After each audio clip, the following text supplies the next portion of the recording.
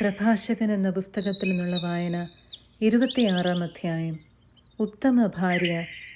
ഉത്തമയായ ഭാര്യയുള്ളവൻ ഭാഗ്യവാൻ, അവൻ്റെ ആയുസ്സ് ഇരട്ടിക്കും. വിശ്വസ്തയായ ഭാര്യ ഭർത്താവിനെ സന്തോഷിപ്പിക്കുന്നു, അവൻ സമാധാനത്തോടെ ആയുസ്സ് തികയ്ക്കും. ഉത്തമയായ ഭാര്യ മഹത്തായ അനുഗ്രഹമാണ്. കർത്താവിനെ ഭയപ്പെടുന്നവർക്ക് ലഭിക്കുന്ന ദാനങ്ങളിൽ ഒന്നാണ് അവൾ.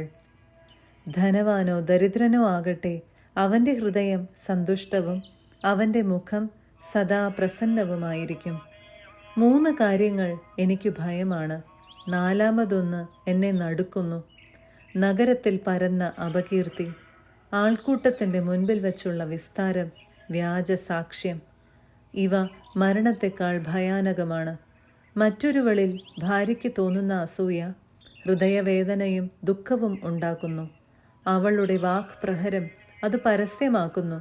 ദുഷ്ടയായ ഭാര്യ ഉരസുന്ന നുകം പോലെയാണ്, അവളെ സ്വീകരിക്കുന്നത് തേളിനെ പിടിക്കുന്നത് പോലെയാണ്. ഭാര്യയുടെ മദ്യപാനം പ്രകോപനം ഉളവാക്കുന്നു, അവൾ അവമതി മറച്ചുവെക്കുകയില്ല. സ്വൈരിണിയായ ഭാര്യയെ കാമാർത്ഥമായ കടാക്ഷത്തിലൂടെ തിരിച്ചറിയാം. ദുശ്ശാഠ്യക്കാരിയായ പുത്രിയെ കർക്കശമായി നിയന്ത്രിക്കുക. സ്വാതന്ത്ര്യം അവൾ ദുരുപയോഗപ്പെടുത്തും. അവളുടെ നിർലജ്ജമായ നോട്ടത്തിൽ കരുതൽ വേണം. അവൾ നിന്നെ വഞ്ചിച്ചാൽ അത്ഭുതമില്ല. ദാഹാർത്തനായ പഥികൻ കിട്ടുന്നിടത്തു നിന്നെല്ലാം കുടിക്കുന്നത് പോലെ അവൾ ഏതു വേലിക്കരികിലും ഇരിക്കും, ഏത് അസ്ത്രത്തിനും ആവനാഴി തുറന്നുകൊടുക്കും.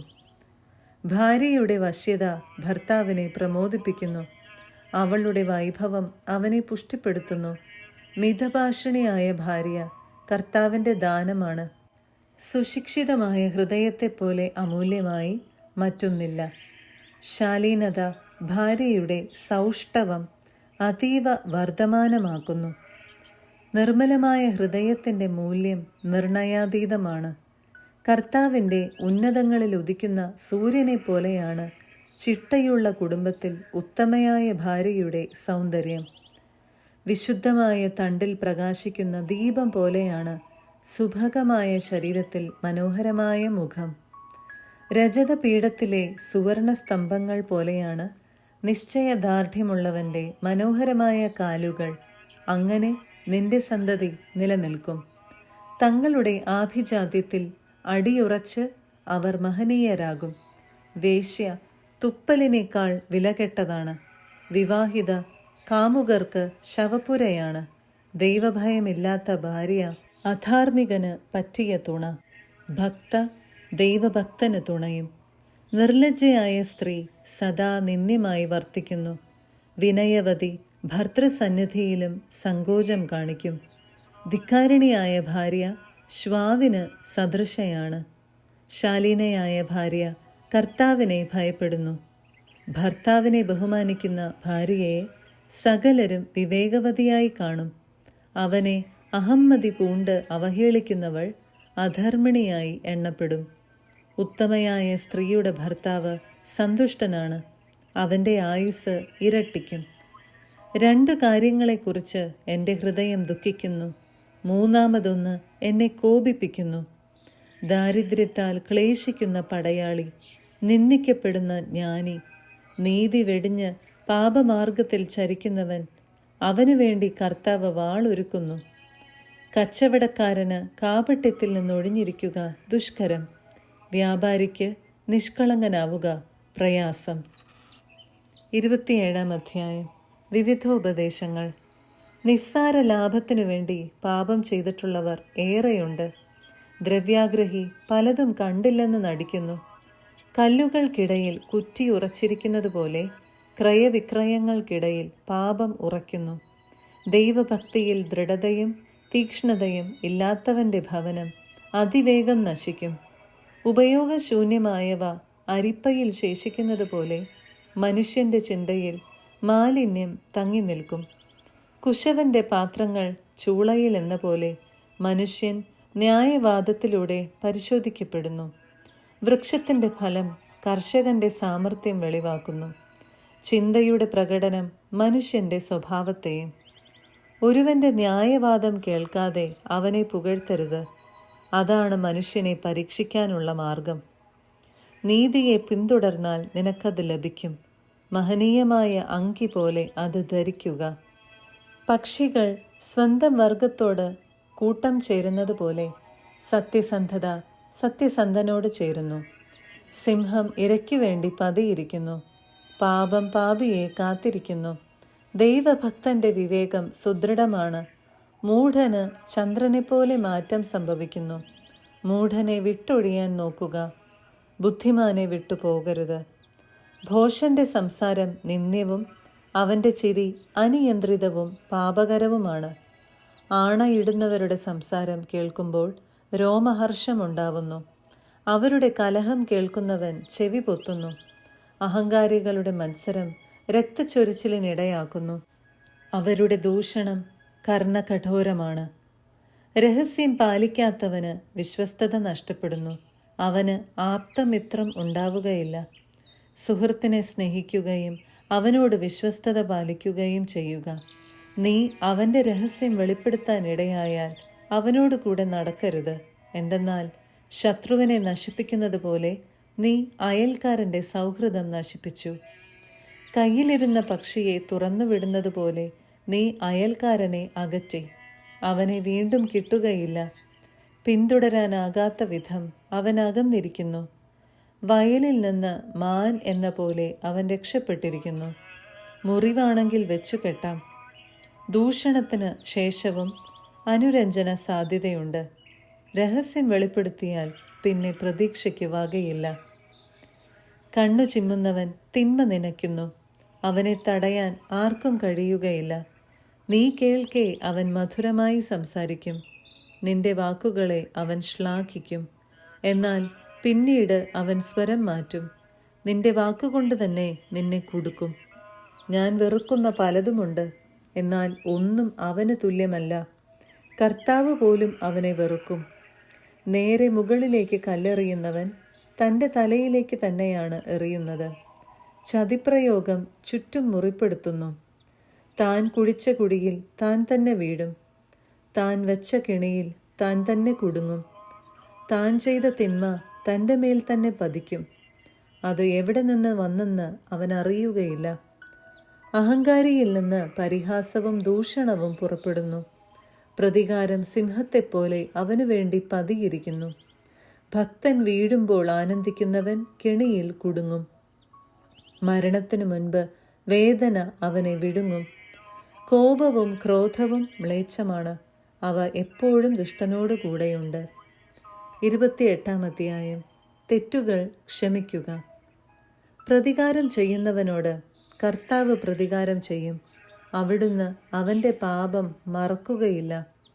അയൽക്കാരൻ്റെ തിന്മകൾ ക്ഷമിച്ചാൽ നീ പ്രാർത്ഥിക്കുമ്പോൾ നിന്റെ പാപങ്ങളും ക്ഷമിക്കപ്പെടും. അയൽക്കാരനോട് പക വെച്ചു പുലർത്തുന്നവന് കർത്താവിൽ നിന്ന് കരുണ പ്രതീക്ഷിക്കാമോ?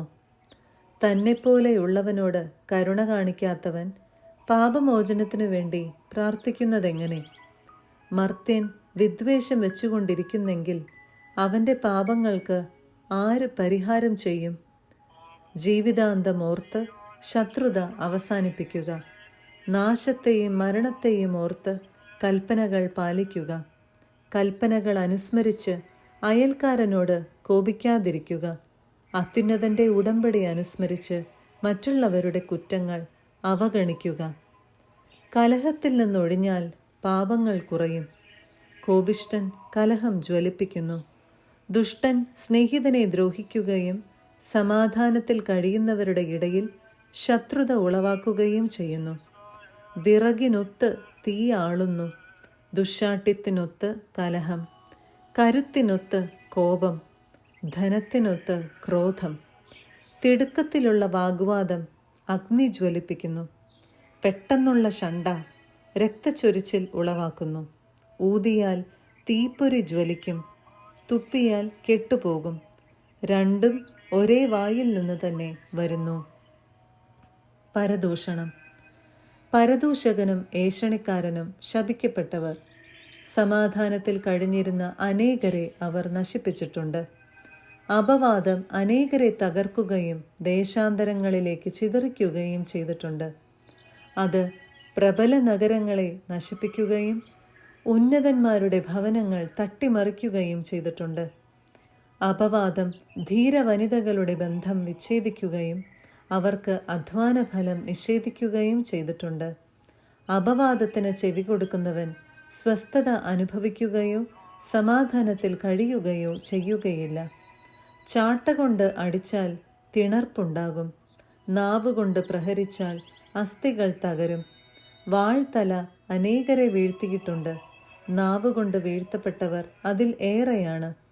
അപവാദമേൽക്കാത്തവരും അതിൻ്റെ കോപത്തിന് ഇരയാകാത്തവരും അതിൻ്റെ നുകം വഹിക്കാത്തവരും അതിൻ്റെ ചങ്ങല വീഴാത്തവരും ഭാഗ്യവാന്മാർ. അതിൻ്റെ നുകം ഇരുമ്പും ചങ്ങല പിച്ചളയും ആണ്. അത് വരുത്തുന്ന മരണം ദുർമരണമാണ്. പാതാളമാണ് അതിനേക്കാൾ അഭികാമ്യം. ദൈവഭക്തന്റെ മേൽ അതിന് അധികാരമില്ല. അവൻ അതിൻ്റെ അഗ്നിയിൽ ദഹിക്കുകയുമില്ല. കർത്താവിനെ പരിത്യജിക്കുന്നവർ അതിൻ്റെ പിടിയിൽ അമരും. അത് അവരുടെ ഇടയിൽ കത്തിജ്വലിക്കും, കെടുത്താൻ കഴിയുകയില്ല. സിംഹത്തെപ്പോലെ അത് അവരുടെ മേൽ ചാടി വീഴും. പുലിയെപ്പോലെ അത് അവരെ ചീന്തിക്കളയും.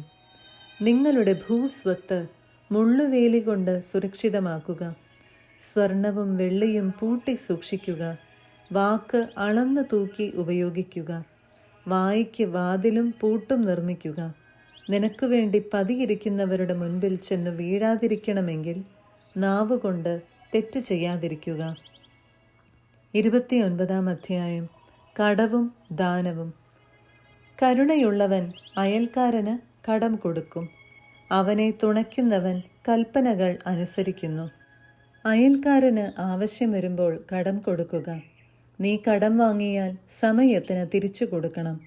വാക്കുപാലിച്ച് അയൽക്കാരനോട് വിശ്വസ്തത കാണിക്കുക. നിന്റെ ആവശ്യങ്ങൾ തക്ക സമയത്ത് നിറവേറും. വീണുകിട്ടിയ നിധി പോലെ കടത്തെ കരുതുന്ന വളരെ പേരുണ്ട്. അവർ തങ്ങളെ സഹായിക്കുന്നവർക്ക് ഉപദ്രവം വരുത്തും. കടം കിട്ടുന്നതുവരെ അയൽക്കാരൻ്റെ കൈ ചുംബിക്കുകയും അവൻ്റെ ധനത്തെപ്പറ്റി പുകഴ്ത്തി പറയുകയും ചെയ്യുന്നവരുണ്ട്. കടം വീട്ടാറാകുമ്പോൾ താമസിപ്പിക്കുകയും നിരർത്ഥകമായ വാഗ്ദാനം നൽകുകയും സമയം പോരെന്ന് പരാതി പറയുകയും ചെയ്യുന്നു. നിർബന്ധം ചെലുത്തിയാലും കടം കൊടുത്തവന് കഷ്ടിച്ച് പകുതിയെ തിരിച്ചു കിട്ടുകയുള്ളൂ. അവൻ അത് ഭാഗ്യമായി കരുതും. നിർബന്ധിച്ചില്ലെങ്കിൽ കടം വാങ്ങിയവൻ പണം അപഹരിച്ചതു തന്നെ. ആവശ്യമില്ലാതെ അവനെ ശത്രുവാക്കുകയാണ്. നിന്ദയും ശാപവർഷവും കൊണ്ടായിരിക്കും അവൻ കടം വീട്ടുക. മാനത്തിനു പകരം അപമാനം ലഭിക്കുന്നു. ഇത്തരം ദുഷ്ടത നിമിത്തം കടം കൊടുക്കാൻ പലരും മടിച്ചിട്ടുണ്ട്. ആവശ്യമില്ലാതെ വഞ്ചിതരാകാൻ അവർ ഭയപ്പെടുന്നു.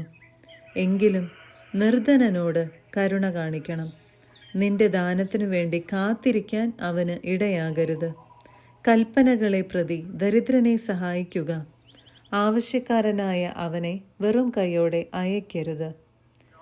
സഹോദരനോ സ്നേഹിതനോ വേണ്ടി ധനം നഷ്ടപ്പെടുത്താൻ മടിക്കരുത്. കല്ലിനടിയിലിരുന്ന് അത് തുരുമ്പിച്ച് നഷ്ടപ്പെടാതിരിക്കട്ടെ. അത്യുന്നതന്റെ കൽപ്പനകൾ അനുസരിച്ചു വേണം ധനം നേടാൻ. അത് സ്വർണത്തെക്കാൾ ലാഭകരമാണ്. ദാനധർമ്മമായിരിക്കട്ടെ നിന്റെ നിക്ഷേപം. എല്ലാ തിന്മകളിലും നിന്ന് അത് നിന്നെ രക്ഷിക്കും. ശത്രുവിനെതിരെ യുദ്ധം ചെയ്യാൻ ബലമേറിയ പരിചയേക്കാളും കനത്ത കുന്തത്തെക്കാളും അത് ഉപകരിക്കും. നല്ല മനുഷ്യൻ അയൽക്കാരനു വേണ്ടി ജാമ്യം നിൽക്കും. നാണം കെട്ടവനെ അവനെ വഞ്ചിക്കൂ. ജാമ്യക്കാരൻ്റെ കാരുണ്യം വിസ്മരിക്കരുത്. അവൻ തൻ്റെ ജീവനാണ് നിനക്ക് നൽകുന്നത്. ദുഷ്ടൻ ജാമ്യക്കാരൻ്റെ ഐശ്വര്യം നശിപ്പിക്കുന്നു. നന്ദിഹീനൻ തന്നെ രക്ഷിച്ചവനെ കൈവെടിയുന്നു. ജാമ്യം പലരുടെയും ഐശ്വര്യം നശിപ്പിച്ചിട്ടുണ്ട്. അത് അവരെ കടലിലെ തിരമാല പോലെ ഉലച്ചു. പ്രബലന്മാരെ നാടുകടത്തി വിദേശങ്ങളിൽ അലയാൻ ഇടയാക്കി. ലാഭേച്ഛ മൂലം ജാമ്യം നിൽക്കുന്ന ദുഷ്ടൻ വ്യവഹാരത്തിൽ കുടുങ്ങും. കഴിവിനൊത്ത് അയൽക്കാരനെ സഹായിക്കുക. വീഴാതിരിക്കാൻ സൂക്ഷിക്കുകയും ചെയ്യുക. ജലം, ആഹാരം, വസ്ത്രം, സ്വൈരമായി പാർക്കാൻ ഒരിടം എന്നിവയാണ് ജീവിതത്തിൻ്റെ പ്രാഥമിക ആവശ്യങ്ങൾ. സ്വന്തം കുടിലിൽ ദരിദ്രനായി കഴിയുന്നതാണ് അന്യന്റെ ഭവനത്തിൽ സമൃദ്ധമായ ഭക്ഷണം ആസ്വദിക്കുന്നതിനേക്കാൾ നല്ലത്. ഉള്ളതുകൊണ്ട് തൃപ്തിപ്പെടുക. ദാക്ഷിണ്യം അനുഭവിക്കുന്നവൻ എന്ന ദുഷ്കീർത്തി വരരുത്. വീട് തെണ്ടിയുള്ള ജീവിതം ശോചനീയമാണ്. വാ പൊത്തി നിൽക്കേണ്ടി വരും. അന്യവീട്ടിൽ ആതിഥേയം ചമഞ്ഞ് നീ പാനീയം പകരും. എന്നാൽ നന്ദിയല്ല, പരുഷവാക്കുകളായിരിക്കും നീ കേൾക്കുക. ഹേ മനുഷ്യ, വന്നു മേശയൊരുക്കൂ, എടുത്തു വിളമ്പൂ, ഞാൻ ഭക്ഷിക്കട്ടെ. ഈ മാന്യനു വേണ്ടി സ്ഥലം ഒഴിഞ്ഞു തരുക. എൻ്റെ സഹോദരൻ വന്നതിനാൽ വീട് എനിക്ക് ആവശ്യമുണ്ട്. പാർപ്പിടത്തെ സംബന്ധിക്കുന്ന ശകാരവും ഉത്തമർണന്റെ പരിഹാസവും വികാരവാനെ വ്രണപ്പെടുത്തുന്നു.